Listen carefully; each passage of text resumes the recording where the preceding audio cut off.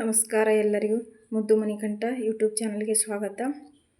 ನಿಮಗೆಲ್ಲರಿಗೂ ವರಮಹಾಲಕ್ಷ್ಮಿ ಹಬ್ಬದ ಶುಭಾಶಯಗಳು ಹೇಳ್ತಾ ನನ್ನ ವಿಡಿಯೋ ಸ್ಟಾರ್ಟ್ ಮಾಡತ್ತೀನಿ.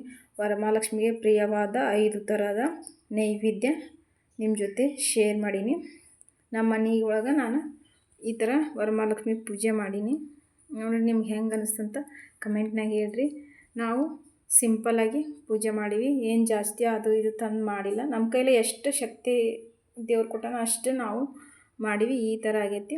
ಈಗ ಮತ್ತು ಕಳಸಕ್ಕೂ ಸೀರೆ ಎಲ್ಲ ಉಡಿಸಿ ನೀಟಾಗಿ ಪೂಜೆ ಮಾಡೀವಿ. ಇಲ್ಲೇ ಮಾರ್ಕೆಟ್ ನಮ್ಗೆ ದೂರ ಐತಿ, ಹಂಗಾಗಿ ಹೋಗಿ ಏನು ತಂದಿಲ್ಲ. ಇಲ್ಲೇ ಸಿಗೋ ಹೂವಿನಿಂದ ಅಲಂಕಾರ ಮಾಡಿ ಪೂಜೆ ಮಾಡಿ ಈಗ ನಾವು ನೈವೇದ್ಯಕ್ಕೆ ಪ್ರಸಾದ ರೆಡಿ ಮಾಡ್ಕೊಳತ್ತೀನಿ. ಈಗ ಇಲ್ಲೇ ಒಂದು ಕಡಾಯಿಗೆ ಇಟ್ಕೊಂಡು ಸ್ವಲ್ಪ ಎಣ್ಣೆ ಹಾಕ್ಕೊಂಡು ಅದಕ್ಕೆ ಸ್ವಲ್ಪ ಕಡಲೆ ಬೀಜ, ಉದ್ದಿನಬೇಳೆ, ಆಮೇಲೆ ಕಡಲೆಬೇಳೆ ಹಾಕ್ಕೊಂಡಿನಿ, 1-2 ಮೆಣಸಿನ್ಕಾಯಿ, ಸ್ವಲ್ಪ ಕರಿಬೇವು, ಸ್ವಲ್ಪ ಅರಿಶಿನ ಪುಡಿ, ಸ್ವಲ್ಪ ಉಪ್ಪು, ಅನ್ನಕ್ಕೆ ಉಪ್ಪು ಹಾಕೊಂಡಿರಲಿಲ್ಲ ಹಂಗಾಗಿ ಹಾಕಾಕತ್ತೀನಿ. ಇಲ್ಲಿ ಅದನ್ನೆಲ್ಲ ಫ್ರೈ ಮಾಡ್ಕೊಂಡಾದ್ಮೇಲೆ 1-2 ಬೌಲ್ ಅನ್ನ ಹಾಕ್ಕೊಂಡು ಮಿಕ್ಸ್ ಮಾಡ್ಕೊಳತ್ತೀನಿ. ಮಿಕ್ಸ್ ಮಾಡ್ಕೊಂಡು ಸ್ವಲ್ಪ ಒಂದು ಅರ್ಧ ನಿಂಬೆಹಣ್ಣು ಹಿಂಡ್ಕೋಬೇಕು. ಇದಕ್ಕೆ ಇಲ್ಲಿ ಒಂದು ಅರ್ಧ ನಿಂಬೆಹಣ್ಣು ಹಿಂಡ್ಕೊಂಡ್ರಂದ್ರೆ ನಮ್ಗೆ ಚಿತ್ರಾನ್ನ ಪ್ರಸಾದ ರೆಡಿಯಾಗಿ ಹೋಯಿತು. ಇನ್ನು ಮುಂದಿನ ಪ್ರಸಾದ ನಮ್ಮದು ಬೆಲ್ಲದನ್ನ ಸ್ವಲ್ಪ ತುಪ್ಪ ಹಾಕ್ಕೊಂಡಿನಿ. ಇದ್ರೊಳಗೆ ದ್ರಾಕ್ಷಿ ಮತ್ತು ಬಾದಾಮಿ ಕಟ್ ಮಾಡಿಟ್ಕೊಂಡಿದ್ದೆ, ಬಾದಾಮಿ ಅವ್ನು ಹಾಕ್ಕೊಂಡು ಬಾಡಿಸ್ಕೊಳಕತ್ತೀನಿ. ಇದು ಬಾಡಿಸ್ಕೋಬೇಕು ಚಂದ. ಈಗ ಬಾಡಿಸ್ಕೊಂಡಾದ್ಮೇಲೆ ಅವನ್ನ ತಕ್ಕೋಬೇಕು. ಈಗ ಹುರಿದಾವು ಏನೆಲ್ಲ ತಕ್ಕೊಳಕತ್ತೀನಿ. ಏನಂದರೆ ಈ ಚಾನಲ್ಲು ನಿಮ್ಗೆ ಇಷ್ಟ ಆದ್ರಿಂದ ಪ್ಲೀಸ್ ನಮ್ಮ ಚಾನಲ್ ಸಪೋರ್ಟ್ ಮಾಡಿ ಸಬ್ಸ್ಕ್ರೈಬ್ ಮಾಡ್ಕೋರಿ. ನಮ್ಮ ಚಾನಲ್ಲು ನಿಮ್ಗೆ ಇಷ್ಟ ಆದರೆ ಒಂದು ಲೈಕ್ನು ಮಾಡಿರಿ. ಈಗಿಲ್ಲೇ ಬೆಲ್ಲ ಮತ್ತು ಕರಗಿಸಿಟ್ಕೊಂಡಿದ್ನಲ್ಲ ಅದನ್ನು ಬೆಲ್ಲ ಹಾಕ್ಕೊಂಡು ಸೋಸ್ಕೊಳಕತ್ತೀನಿ. ಅದ ಕಡಾಳಿಗೆನ ತುಪ್ಪಿತ್ತಲ್ಲ ಅದ್ರಕ್ಕನ ಸೋಸ್ಕೊಳಕತ್ತೀನಿ. ಬೆಲ್ಲ ಕರಗಿಸಿಟ್ಕೊಂಡಿದ್ನಿ ಅದ್ರೊಳಗೆ ಮತ್ತು ಕಲ್ಲೋದು ಇರುತ್ತಲ್ಲ ಹಂಗೆ ಸೋಸ್ಕೊಂಡಿನಿ. ಇಲ್ಲೇ ಮತ್ತು ಹೆಸರುಬೇಳೆ ಮತ್ತು ಸ್ವಲ್ಪ ಅಕ್ಕಿ ಹಾಕ್ಕೊಂಡು ಅದನ್ನು ಕೂಗಿಸಿಟ್ಕೊಂಡಿದ್ದೆ. ಈಗ ಅದನ್ನು ಬೆಲ್ಲದ ಪಾಕದೊಳಗೆ ಹಾಕ್ಕೊಂಡಿನಿ, ಬೆಲ್ಲದ ನೀರಿನೊಳಗೆ ಹಾಕ್ಕೊಂಡು ಕುದಿಸ್ಕೊಂಡಿನಿ. ಈಗಾಗಲೇ ಫ್ರೈ ಮಾಡ್ಕೊಂಡಿದ್ವಲ್ಲ ಅವನ್ನ ಡ್ರೈ ಫ್ರೂಟ್ಸ್ ಹಾಕ್ಕೊಂಡು ಮಿಕ್ಸ್ ಮಾಡ್ಕೊಂಡ್ರಂದ್ರೆ ನಮ್ಮದು 2ನೇ ಪ್ರಸಾದ ಬೆಲ್ಲದ ಅನ್ನದ ಪ್ರಸಾದ ರೆಡಿ ಆಯಿತು. ಲಕ್ಷ್ಮೀ ದೇವಿಗೆ ಭಾಳ ಇಷ್ಟ ಅಂತ ಹಾಗಾಗಿ ಇಲ್ಲಿ ನಾನು ಪಾನಕ ರೆಡಿ ಮಾಡ್ಕೊಳಕತ್ತೀನಿ.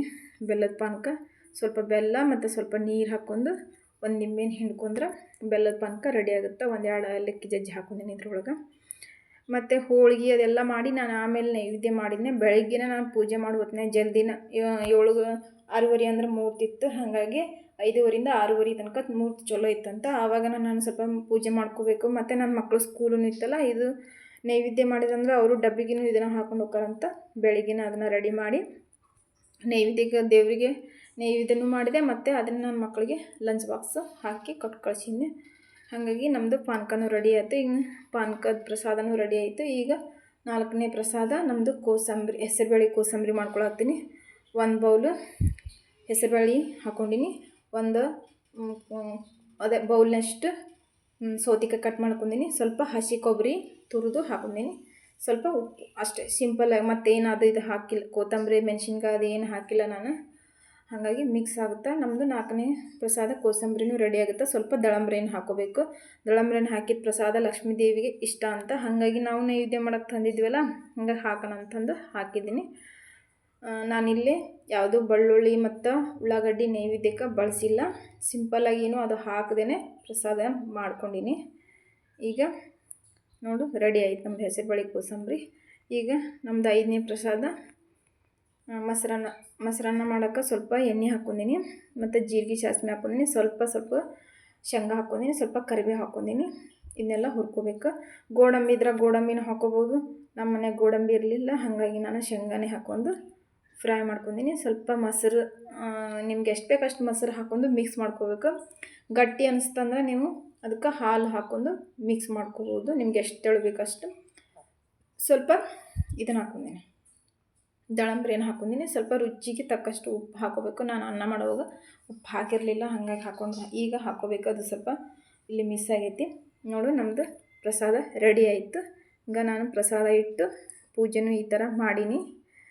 ನಿಮ್ಗೆ ನಮ್ಮ ಚಾನಲ್ ಇಷ್ಟ ಆದರೆ ಪ್ಲೀಸ್ ಸಬ್ಸ್ಕ್ರೈಬ್ ಮಾಡ್ಕೊರಿ. ಎಲ್ಲರಿಗೂ ನಿಮ್ಗೆ ಈ ವರಮಹಾಲಕ್ಷ್ಮೀ ದೇವಿ ನಿಮ್ಗೆ ಆಯುಸ್ಸು ಆರೋಗ್ಯ ಕೊಟ್ಟು ಕಾಪಾಡಲಿ ಅಂತ ನಾನು ಬೇಡ್ಕೊತೀನಿ. ಪ್ಲೀಸ್ ನಮ್ಮ ಚಾನಲ್ ಯಾರೋ ಹೊಸದಾಗಿ ನೋಡಿದ್ರೆ ಸಬ್ಸ್ಕ್ರೈಬ್ ಮಾಡ್ಕೊರಿ. Thank you for watching.